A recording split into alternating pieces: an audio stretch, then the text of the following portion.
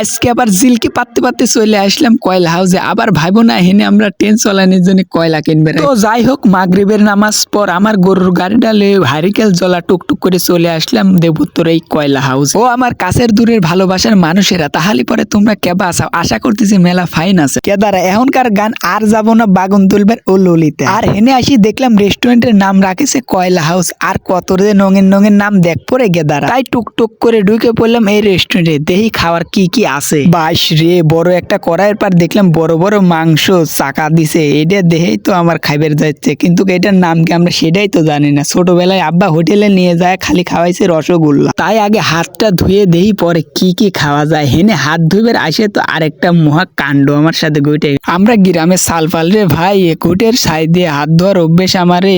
সর্বোচ্চ কোনো অনুষ্ঠান বাড়িতে গেলে পারে সাবান দিয়ে হাত ধুইছি, তাও কেসের তেমনি।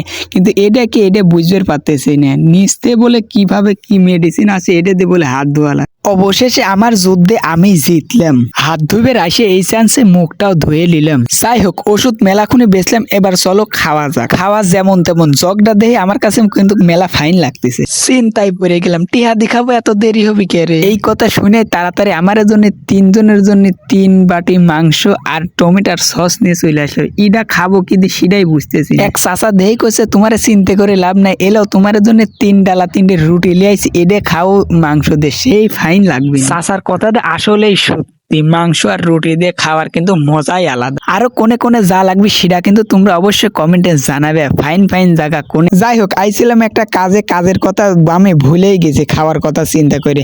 পাবনায় কোনে কি দেওয়ার জন্য হলেও আমাদের পেজটি অবশ্যই ফলো করে পাশেই থাকবেন। আবার অন্য কোনো ভিডিওতে দেখা হচ্ছে ইনশাল্লাহ।